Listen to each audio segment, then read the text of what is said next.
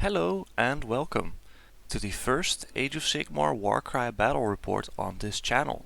Today the Splintered Fang will be facing off against the Iron Golems. Without further ado, let's introduce the warband so we can get to the battle. Starting with the Iron Golem's Hammer Squad, it will be led with strength by the Iron Golem leader, the Dominar. He will be accompanied by his trusty friend the Armator and one more Iron Legionary. For the dagger, we have the Signifier, the Drill Master, and one Iron Legionary with Bolus. And lastly, the Iron Golem shield will contain the dreaded and almost unkillable Ogre Breacher, together with the last Iron Legionary. Moving on to the Splintered Fang, the Hammer Squad will simply contain 3 Clearbloods with dual weapons. The Dagger Squad will contain the Snake Charmer together with his slithering friends, and he will be accompanied by 2 Venom Bloods, one with Spear and Fanged Buckler and the other with Sword and Whip. And lastly, for the shield, we have the Pure Blood Leader, a True Blood, and the last Clear Blood with Fanged Buckler. So, with the warbands introduced, let's draw some cards and let's see what this battle has in store for us. The victory condition of this battle will be the Comet. At the start of the second battle round, a dice will be rolled to determine the location of a single objective marker. The warband who controls this marker at the end of round 3 wins. The terrain card shows us that we'll be playing with the Varanite Siphon Camp terrain set in the shown configuration. For the deployment card, we have Refused Flank. The Iron Golems will be the red deployment zones, and the Splintered Fang will be the blue deployment zones. And lastly, we have the Twist card, No Holding Back, which simply adds 2 to the value of abilities used by fighters in the first battle round. So, with all the preparatory work done, let's set up the board itself, the fighters, and then roll some turn 1 initiative. Starting with the Iron Golems, they'll score 1 triple and 1 double. The Splintered Fang then roll 2 doubles. The Iron Golems end up deciding to use their wild dice to make an additional double, whereas the Splintered Fang decide to save their wild dice up for later. This means that the Splintered Fang will be taking the first turn.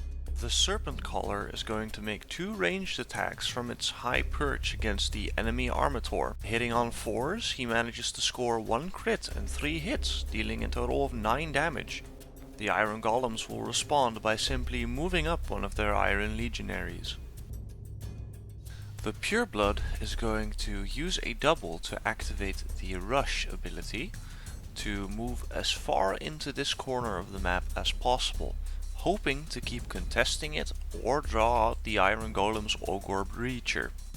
The Iron Golems, figuring that they can swiftly dispose of this straggler, will use a double themselves to make their Ogre Breacher rush over and take care of him in the next turn. Seeing that the Iron Golems have committed their strongest fighter to elsewhere on the battlefield, the Splintered Fang leader is going to move up to try and swiftly take out the Iron Legionary that pushed up before. With just 1 attack, the Splintered Fang leader manages to score 3 crits, dealing a total of 15 damage, taking out the enemy fighter. The Iron Golems then move up their Armator in hopes of drawing out enemy fighters. The Venom Blood with the Barbed Whip and Sword is then going to move up and just move themselves in range to attack the Armator with their whip. Unfortunately, hitting on 5s, they do not score a single hit. The Iron Golems will then use the Rush ability to move up their Dominar and still have 1 action left to attack the Venom Blood that just moved up. Hitting on 3s, they only manage a single hit, dealing 2 damage to the enemy fighter. The snakes are then going to move up and attack into the Armator. Hitting on 5s, they manage to score 3 hits, dealing a total of 3 damage. The Iron Legionary standing atop the Varanite Ortroth is then going to climb down and reposition himself in order to close in the gap on the enemy fighters. We then move over to the Clear Blood with the Fanged Buckler, who is simply going to move in on the action. Doubting whether to only engage with the Armator or the Dominar, they eventually decide to stand in the middle. We then move over to the Drill Master, who's going to move in and attempt to take down the snakes with her chain flail thing. It might be considered a bolus as well, seeing the Iron Golems. I don't know, you have to excuse me on that one. Anyway, she'll be hitting on 3s, and with a crit and 2 hits, she deals 7 damage, leaving the snakes on just 1 HP. The Venom Blood with Spear and Shield is then going to move up and try and finish off the Armator with its 2-inch range. Unfortunately though, it rolls just 1s and 2s and doesn't manage to deal any damage. With that, all of the Splintered Fang on the board have taken their turn, thus I will move all of the remaining Iron Golem fighters. The Signifier and the Iron Legionary with Bolas will simply just move into the action. And with that ends battle round 1. Most of the fighters have gathered near the center of the board, where I think in terms of raw strength the Iron Golems will likely win the engagement. But if the Splintered Fang are lucky and play their cards right, they might still end up with more models in the location. I think the victor of this battle will really be decided on where the comet decides to land, because the Iron Golems did close off most of the board from the Splintered Fang quite well. So if it lands in any place other than the center or the bottom left side of the board, the Splintered Fang will have a very hard time getting to the objective. That said, I think it's time to start finding out where this comet actually lands, so we can get to battle round 2. We roll 1 dice, and that dice decides the location of the comet. It ends up being a 5, meaning the comet lands in the center of the board. Surely this will give the Splintered Fang more of a fighting chance in the oncoming onslaught. This then brings us to turn 2 initiative. Starting with the Iron Golems, they will roll 2 doubles. The Splintered Fang will also roll 2 doubles. The Iron Golems try to use one of their wild dice to try and claim initiative, but the Splintered Fang are having none of it, and use 2 of their wild dice to claim it right back from them. Starting with the Splintered Fang snakes, they will use the double ability Poisoned Weapons and try and take out the Armador, who only has 3 HP left. Starting with the first attack, they only manage to score 2 hits, meaning they will have to use their second action to attack as well. This second attack does manage to get the job done, and the Armator falls to the snake's poison. The Iron Golems then hope to retaliate by swiftly taking out the pure blood in the corner of the map, hoping to get their Ogre Breacher back in time to still contest for the objective. They will use the Onslaught ability for this, but unfortunately they don't manage to land the kill in 1 attack, meaning they will have to spend their remaining action point on attacking again, and hitting on 3s still, they manage to get the kill. But this does unfortunately mean the Ogre Breacher won't make it back in time.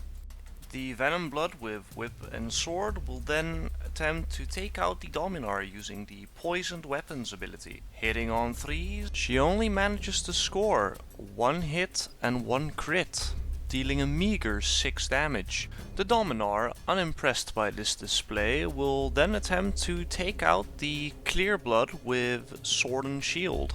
With the first attack action, hitting on 3s, this lands him 1 crit and 2 hits, dealing a total of 9 damage. The Dominar will attack again, trying to take the fighter out. And with another crit from the second attack, he manages to take down the fighter. Because he has taken out a fighter in this activation, he becomes eligible to use the Lead with Strength double ability, meaning he may attack once again. He will use this opportunity to strike the Venom Blood, who just tried to attack him. Hitting on 3s, he manages to hit thrice, dealing 6 damage. Unfortunately for him, not finishing the enemy fighter.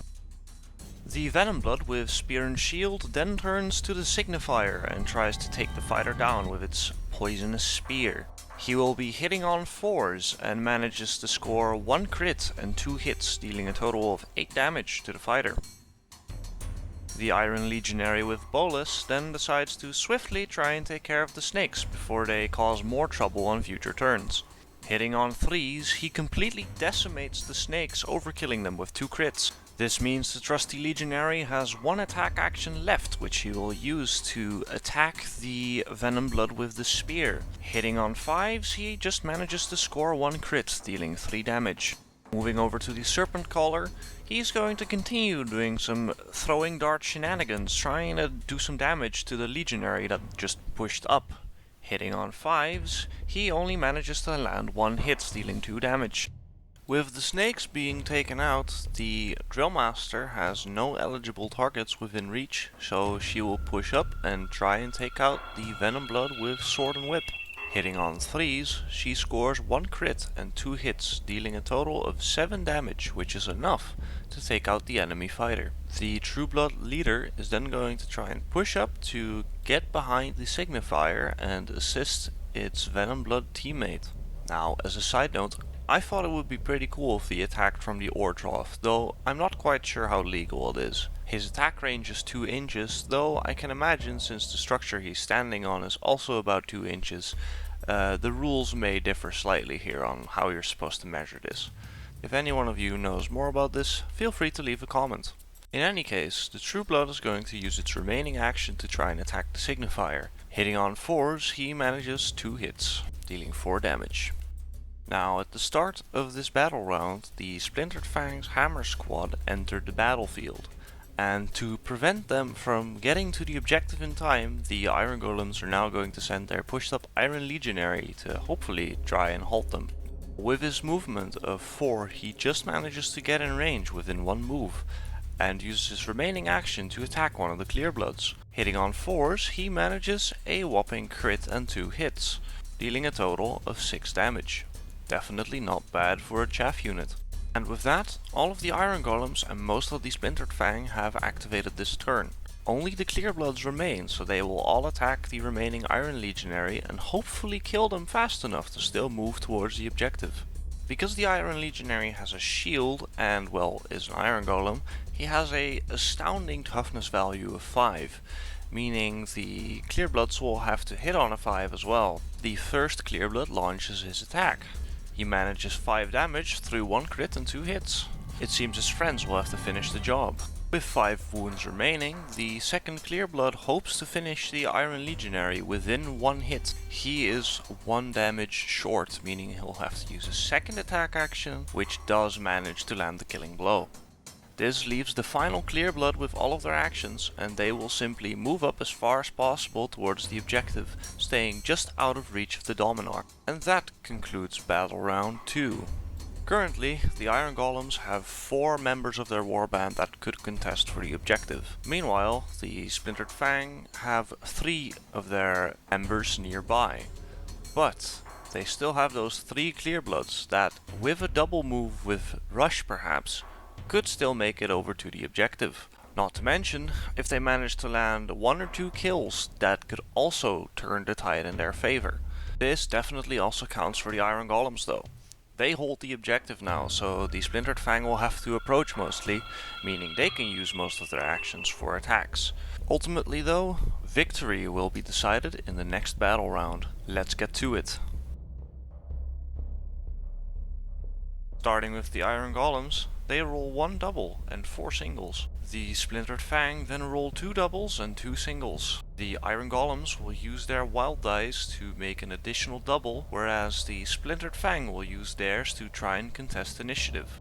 A roll-off for the initiative ensues, and after a tie, the Splintered Fang come out on top, and they will take the first turn. Starting with the Splintered Fang Venom Blood with Spear and Shield, he will try and take down the Signifier, who only has 6 HP left. On the first attack roll, he scores only 1 hit, meaning he deals 2 damage. Trying to finish it off with the second attack roll yields a success with 1 crit and 1 hit, dealing more than enough damage to take out the enemy fighter. For the fun of it, the Iron Golems then decide to, with the Drill Master, use the Throw Bolus ability.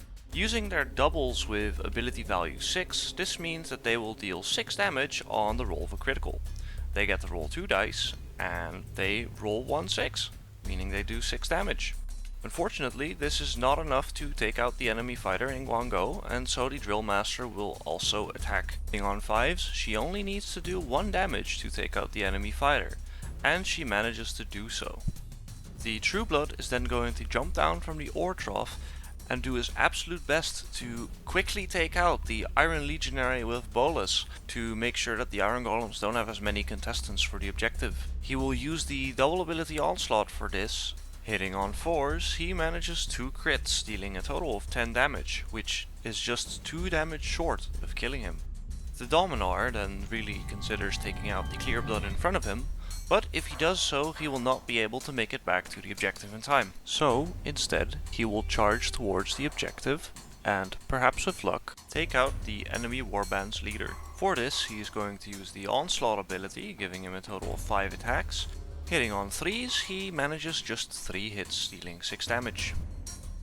The Snake Charmer is then going to try and finish the work that the Pureblood started by throwing a throwing dart into the Iron Legionary with Bolas. Since the warrior only has 2 HP left, the Snake Charmer will need only 1 hit to finish off the fighter. Hitting on 4s, he'll dispatch of the enemy fighter with ease. The Snake Charmer will then use his remaining action to move his full movement horizontally through the air, and then proceed to drop down.